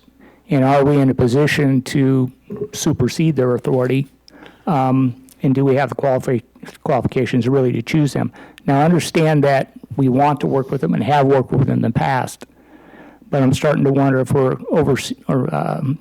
exceeding our authority on doing these sorts of things, because we're an educational institution. We're not a healthcare institution. And we're walking too far down the path here where we're starting to lose focus on what our primary goal is, which is to educate kids, and starting to stand in the way of other government organizations, even though we understand they may not be performing the way we want them to. But should we start assuming their duties? And that's the question I have. So if you could comment, please, I would appreciate it. I could start. I think the first thing that is important is that the list that Maricopa County has is not an exhaustive list. That is a list that has been put together in order to give the opportunity to have providers out there. What we have to look at is our local responsibility, and first and foremost is to keep students safe. And part of them being safe is to make sure that they have the resources they need in order to feel safe on our campus while they're trying to learn. Because we are a district of 80 square miles, we have to look at the resources that are local to our students. And sometimes when you look at the list that Maricopa County has, they're not close to our schools, depending on what it is the students and the families have the need. I would say that I don't know that from a perspective of a district that we would be doing something out of line or out of law, because the Jake's Law that was actually passed is for this purpose, to actually utilize funds by the state that that legislation has determined that these resources are used by these organizations when they are partnered with a referral source. And because we have these students in our care and are present majority of the day, a lot of the times it's our staff that actually sees the students that have the needs because of a teacher, a counselor, the administrator, the nurse, whoever that might be on the campus. At the same time, we do not look at this as it's going to affect that we aren't teaching reading and writing and arithmetic, because everybody has their role on the campus. Our teachers are focused on teaching, where our counselors are focused on counseling, and social workers and so on and so forth. So I do understand your question, because I think it is important that we don't get out of balance and just assume we're going to work with anyone. I will tell you that from a Chandler perspective, we don't just work with anyone. We have high standards of who we work with and who we allow around our kids. And we would not, as a leadership team, bring anyone to you that we don't believe is worthy to be around our kids. So I do hear what you're sharing, and we don't see this as being outside of our bounds because we know that we see students in need consistently within the district. So am I wrong in kind of the way I was thinking about this? We're just making a connection between, so it's like if somebody ran over Joel in the parking lot and I didn't want to give him medical attention, but I would call the ambulance, right? That's one way you can look at it. Okay. Okay. Joel, don't worry, we would definitely call them. I feel the love. Prime example, if we have a student that goes to a nurse or goes to a counselor and they're having a mental episode where they need assistance, we're going to call Impact. We're not going to, because that's not our wheelhouse. We're going to get them to and hand them off to where they need to go. Because no matter how we look at it, there's times we have to triage and we have to get people where they need to go. And this is that, within that system that is established and set up within the state in order to do. Okay, just a further clarification, because you talked about Jake's Law. And from what I read, it's actually an organization called Mercy Care that coordinates for Central Arizona under that law. And the organization, in fact, the one in particular, is not on their preferred list. And I guess my point is if we're using the organization that they recommend for it, there's no reason to do MOUs. I mean, we work through the Mercy Care system, but we seem to be working outside of that system. And that's my concern, that we're taking on things that maybe we shouldn't be quite doing and should be leaving to the organizations that were tasked to do those. And I definitely can understand that, but from a district leadership, and Mr. Narducci, correct me if I'm wrong, when we've worked with organizations that we trust, that we believe in, that are taking care of our students, we've had a relationship with this organization for a number of years. I also think that there's a lot of times where somebody has something preferred, and there's nothing wrong with that preferred. But I also know that when you have a relationship with someone and you've seen them in action, that's also eyesight and interaction and building relationship preferred as well. I'm sorry, also Dr. Gilbert and Member Roars, it's a continuum of care that happens here. So we let those take care of those that are in best need and qualified to do that. But those students are coming back to us also. So that relationship continues past the crisis and past the initial intervention. We have post-vention that we have to work with. And to know agencies that are close, a lot of them were in this room this morning, that helps that onboarding of people that are in our community, they know the community, and it also helps a better fit for our parents when they're given some options that are close to them and that each is different. Some are more sterile, some are more involved, and some actually work very closely with the families in the school on a reentry piece when you're talking about mental health. And it's not just like if Joel goes in and he gets hit by that, Joel, I hope nothing ever happens to you. But if you use that analogy, you fix a bone, it's done. Mental health doesn't work that way. It's continuous care, and it's a continuum of care. And we just have to make sure that those kids don't fall back. But that's going to take a very delicate balance of the parent and the school and the agency. The other thing is too, the Castile area, the Perry area, our southeast region is they're underserved in mental health care. And so this is one group that actually is in that area. A lot of the groups are in large centralized areas, and a lot of our families won't get there, as Dr. Gilbert mentioned earlier. So this is just, again, I don't want to ever assume the parent's responsibility in mental health or any other health decision. It's the parent's responsibility, and those students that are over 18, their responsibility for that. But we do want to give them options that work and that are quicker access. Also, in some of the bigger agencies, there's a long wait, as was told in the study session, which, by the way, you did a fantastic job. I was very proud of our counseling and social work department. You did an amazing job. But the waits are incredible, and some of these smaller agencies are able to take people in right away, especially if they're in the location of service as well. And again, our geographic area in that area. We have been told by many healthcare professionals that there's just a lack of services in that part of our community. Okay. Mr. President? Oh. No, go ahead. Could I get a clarification on Jake's Law also? Are we, it was my understanding that we are required to have MOUs with agencies that we refer to like this in order for them to get paid by access, which That is is where correct. the funding is coming from. That's so we correct. must. So in order to even refer out, it can't just be a casual relationship. It has to be. You have done to have an through- MOU, which is why we have brought them to you so that we are actually following the law. Thank you. So did we have a MOU with Paper Cranes before? It said you've been doing business for quite some time.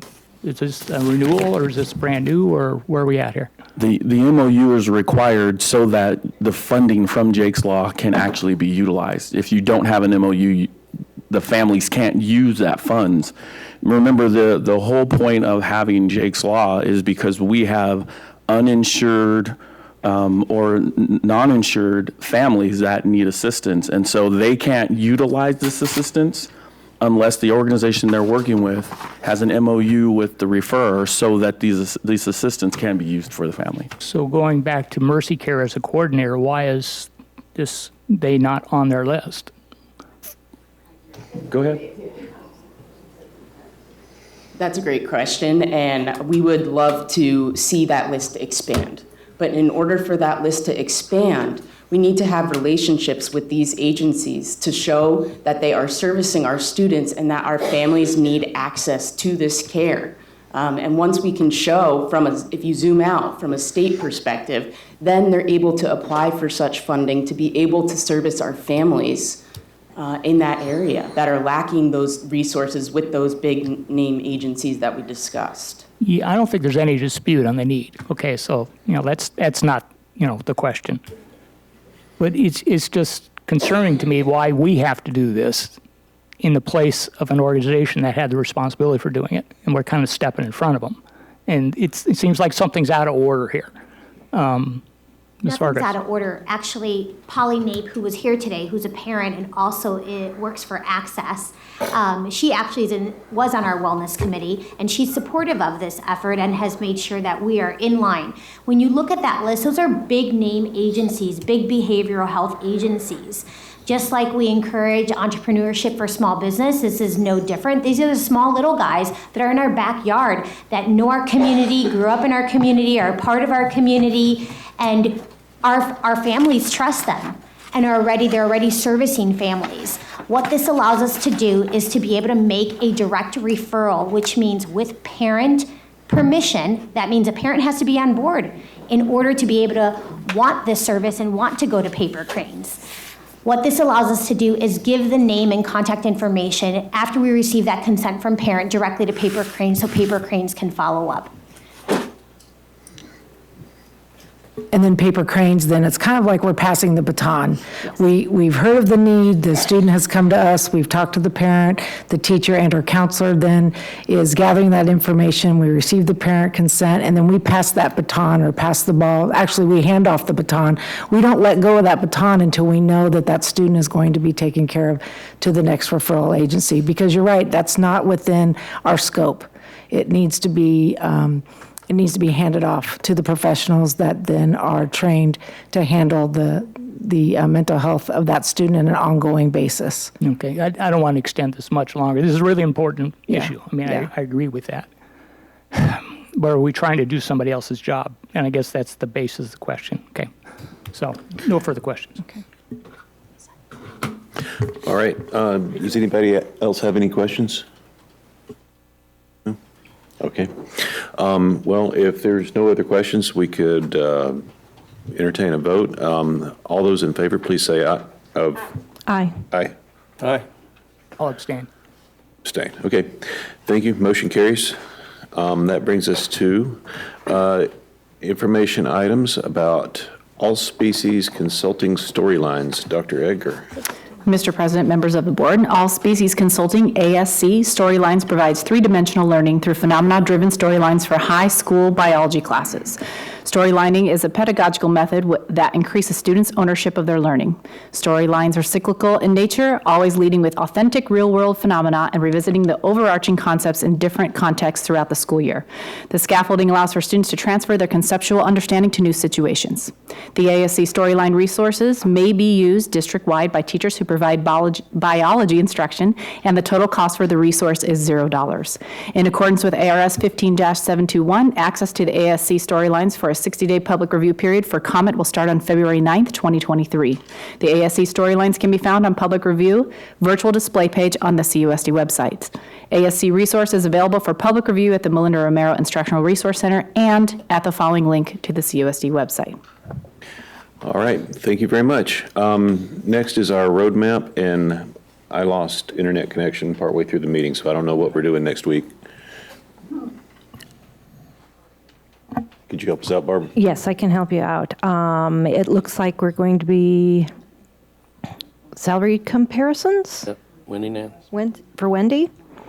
And we do have a recognition night next Wednesday at 6:30 at the Chandler Center for the Arts. The board members should let Mrs. Nye know whether they will be in attendance or not. Okay, thank you. Sorry about that. Frank, do you have any comments today?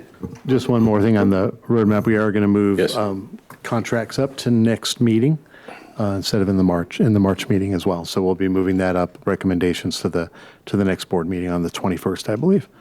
Okay. Governing board members, so much has happened since our last meeting. This week is National School Counselors Week. However, we are thankful for our counselors every day. As the bulletin board in the back of the room states, our school counselors help our students dream big. And so as we heard from our counseling departments today, we are proud of all the work they do. We know it's not easy and sometimes goes unnoticed as a natural thing that happens in schools, but their dedication and passion for their craft is clear. They spend countless hours working through challenges with families and students and our staff. Thank you for always putting students first. As you know, the Super Bowl's somewhere in town in Glendale. I think you might have heard about it. Many events and celebrations tied to the big game are taking place, including an event last night at the Chandler Museum where members of our CUSD family were honored. From Castile High School, the following students and coach were recognized. Kaya Zurich, Isabella Munoz, and Dr. Robert Newcomb from Castile were recognized, and also from Chandler High School, head football coach Rick Garrettson and student Mamari Washington were recognized. The event was put on by 2023 NFL End Zone Experience.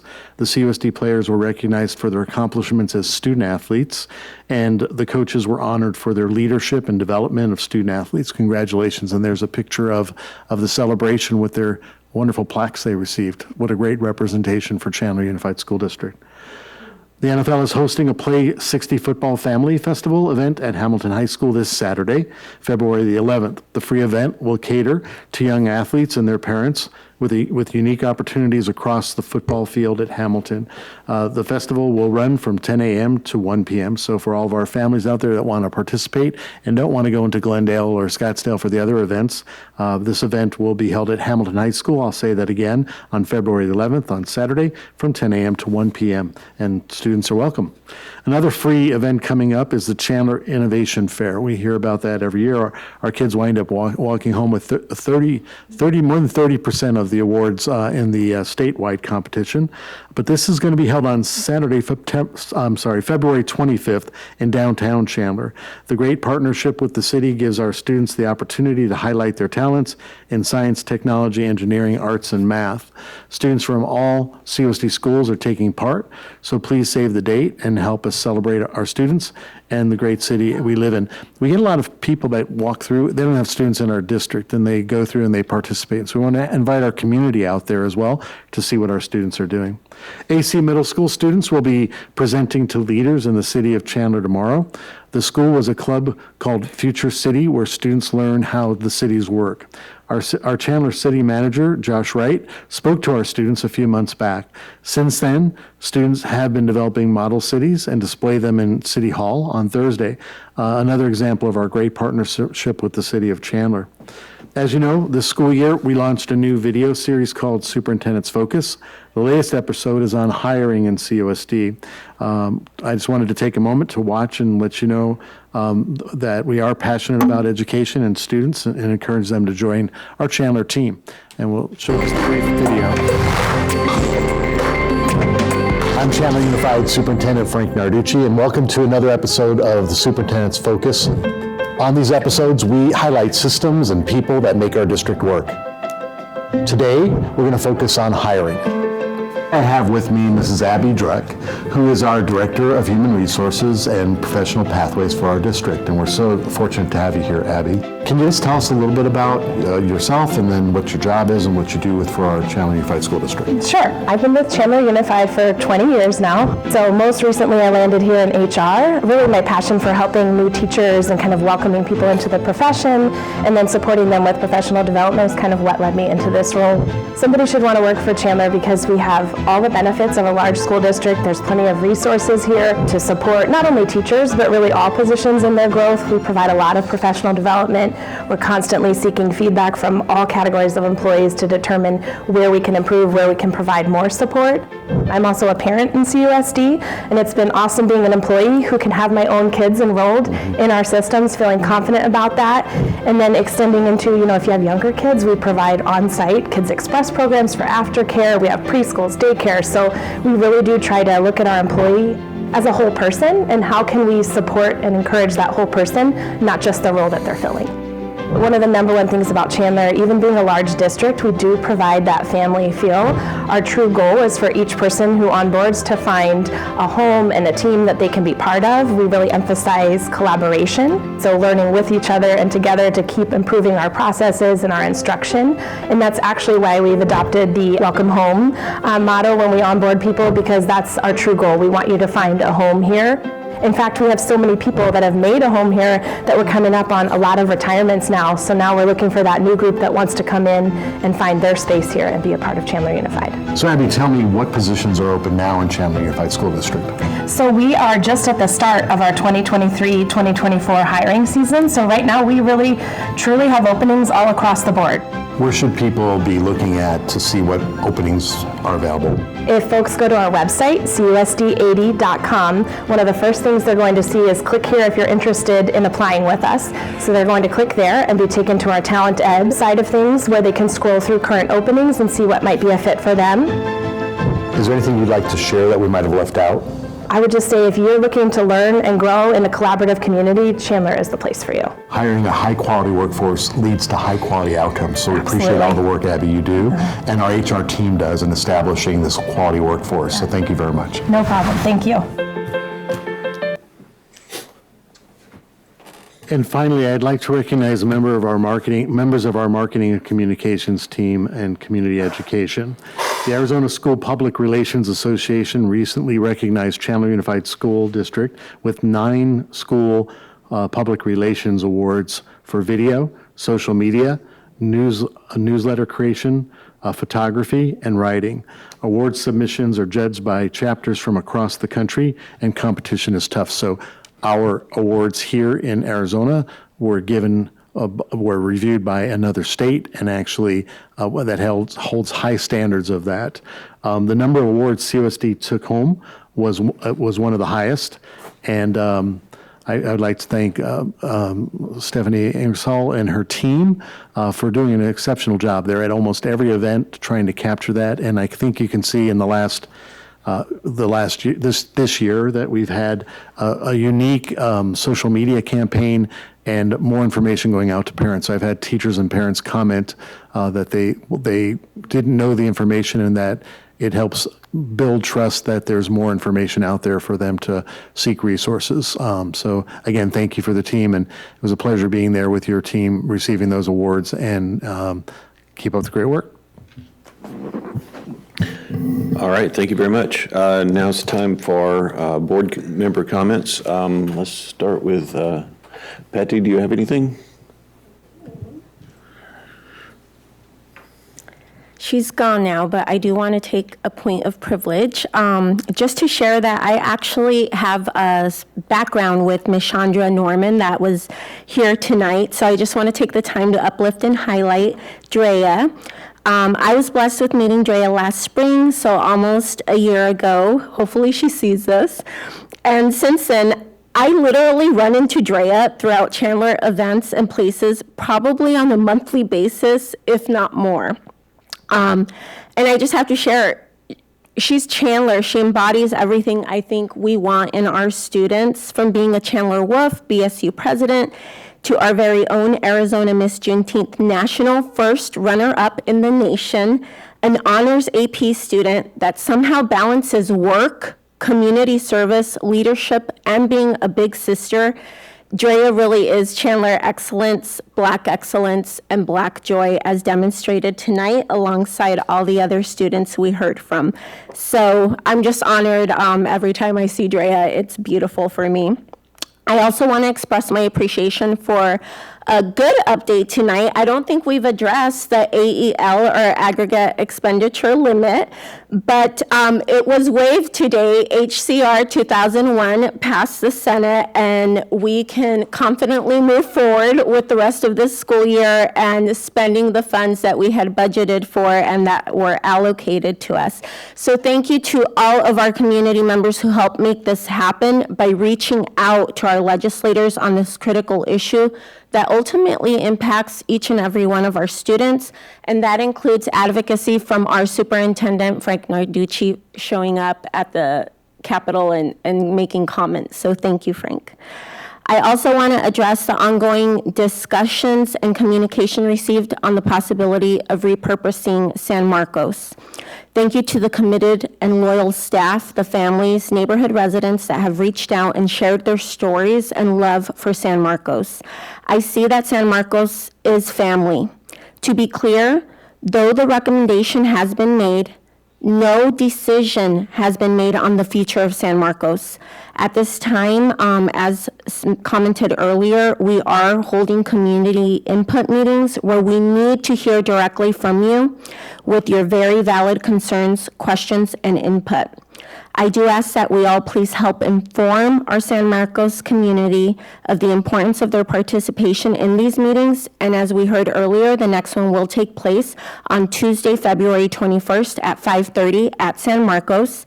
If you attended the first meeting and have feedback on how we can conduct a better meeting on the 25th, please let the district know, and feel free to message me as well in that regard.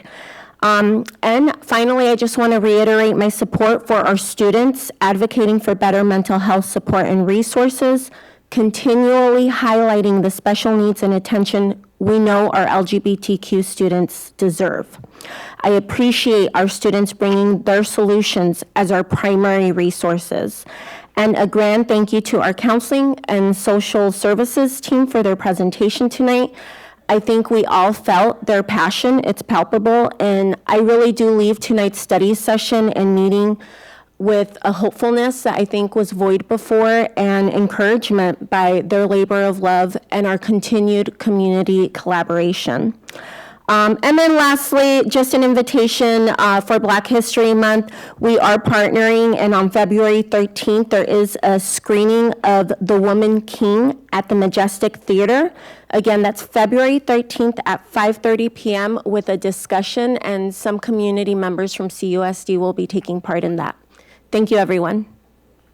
All right, thank you. Kurt, do you have any comments today?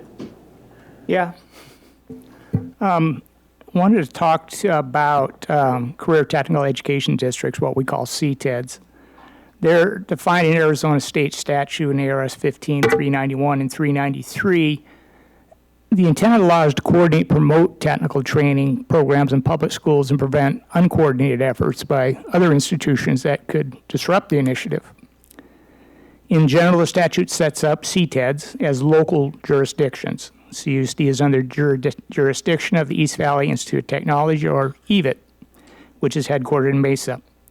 CUSD schools that offer CTE classes are by statute considered to be satellite campuses of EVIT.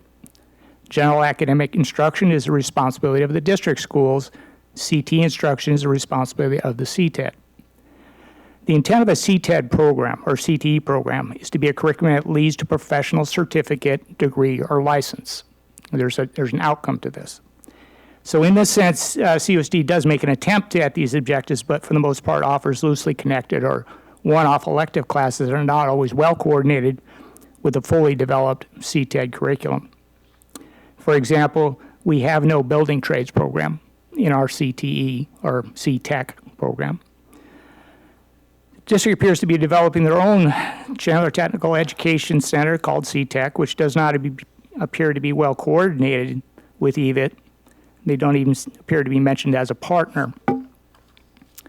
EVIT, with their much more fully developed CTE programs, would like to expand in the southern part of this district and build another campus in the Chandler area in order to offer their programs to students in this locality.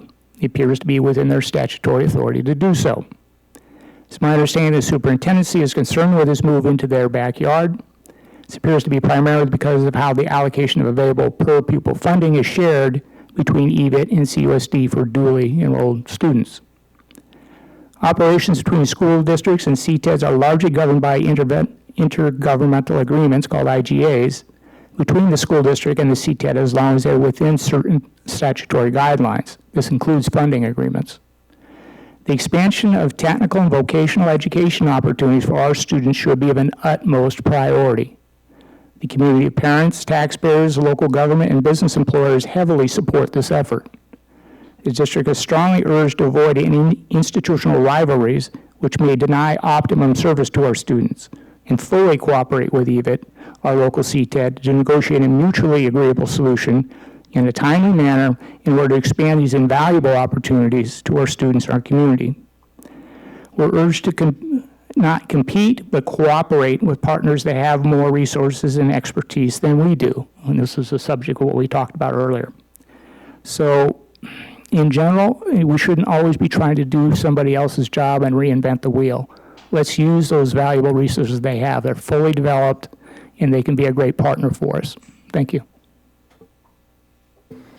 Thank you, Kurt. I'm not real sure what to say about that. Do you have an opinion about that, Frank? Oh, are you asking me? Yeah. We have a great partnership with EVIT, and we have a great relationship with Chad Wilson, the superintendent there. Our satellite programs, and CTEC is a satellite program at Chandler High. It's just called something different. The satellite programs are for students to get access to programming that isn't at EVIT, and that's what our programs are doing. So we get approved programming based on programs that are not at EVIT. We've always supported EVIT. We've always had an IGA with them, and we always review that IGA locally with attorneys. Also, our kids, we saw on the CTE presentation that we have about 1,000 some odd students who make use of that, and so we do have a little bit of situation that some of our kids can't get to some of that programming, and so having those programs at their local schools helps them access them a little bit more. What the EVIT board does and what the EVIT group does, I know they were talking about either expanding at the EVIT campus that they're currently on or expanding elsewhere as they have funding to do so. And so we would still like to expand our satellite programs because we think our kids get better access, especially kids who are involved in other programming at school, sports. So it kind of balances out their holistic programming. So we want to continue to develop programs in the satellite site as per the agreement. And then we also want to send students to EVIT per the agreement too. We've always had a great relationship, and I wouldn't want to interfere with that. And I wouldn't want, if somebody has a question as to what Frank Narducci, the superintendent, thinks, then they should ask me for that information, and I appreciate that. So, but I talked to Chad Wilson today, and we are going to be meeting coming up to see how we can better those agreements. Dr. Gilbert, did you go to the mic for a reason, or did you? Did. Okay. All right. Okay. I just want to clarify, because I think it is important that we actually do have a great partnership with EVIT. As a matter of fact, since the new superintendent has been on board, we've had an excellent relationship, and we continue to do that. One thing I think it's important that we don't leave out, that there's reasons for satellite programs. And you mentioned that there are students that can't get there, but the other piece is there are students that still want to be a part of their home school and not leave their community in order to be able to have access to some of the things that they have. We also know that there are students in our schools that won't leave their community for this, which then makes it that we are leaving groups out. If we're a district of access, we need to make sure that we're giving opportunities for everyone, which is why there's the partnership with EVIT. We have their agreement. We put the agreement together with EVIT. It's not they brought the agreement or we brought the agreement. It's actually a partnership. We send students there. We have connections. We have trips there. We bring information to our students as to what EVIT has to offer, because there are a lot of programs that EVIT has to offer that we can't, because they do have the resources to do that. But it is a partnership, and it's an extension of EVIT to be on our campuses. And I will and will always be for access for our students, and sometimes that access is on our campus. All right, And I guess, Ms. Rose, we'll talk a little bit more this week, but we do have a meeting with Chad Wilson, Dr. Wilson, coming up. We are just trying to set the date and time. Thank you. Okay, thank you, guys. Barb, do you have any comments? Yes, it's been a while since I think the board has acknowledged some of our artwork done by the students that have been, this is artwork from Galveston. These are a product of our Art Masterpiece program. The Art Masterpiece is a great component for our students to get some creativity going, and it's an enrichment to our curriculum, and we have some wonderful parent volunteers who really assist with bringing these lessons to the classroom. So I want to thank Galveston volunteers for all of their assistance with the Art Masterpiece program, and for the students who've provided the great artwork. And that's all I have for this evening. Okay, thank you. Joel, do you have anything for us? I guess, I think this was not on the agenda and it shouldn't have been discussed, I believe. So I think if Kirk can certainly make his comments, but I don't see how we're able to respond to it and comply with the law. So I guess I think the best route is to go to a study session or something like that if Kirk wants to talk about something, but I don't think we're supposed to respond, I don't think. Oh, on the EVIT thing? Yeah, I don't think that's appropriate. That's a good point. Barb, what do you think? You've been around longer than I have. My only comment was that I'm going to cause some discussion here, but I do believe that since Mr. Roars called out Mr. Narducci by name, that he should have responded, that it was appropriate. Okay. So hopefully we can go forward on that in the proper way anyway. I've got two items. Both of them are kind of, and they're for you, Frank, and both of them are kind of things to look into and get back with us on, if you wouldn't mind. One is on the dress code thing. If somebody's all the way covered up, I don't know why they would get dress coded. But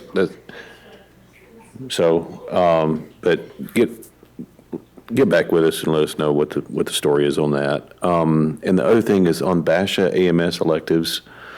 I would think that there's lots of electives going on at Basha that younger kids should be able to go to those. I don't know what the story is with that, but let us know what the deal is with that one. With that, if nobody else has any other comments, we're done for today. Thank you, everybody.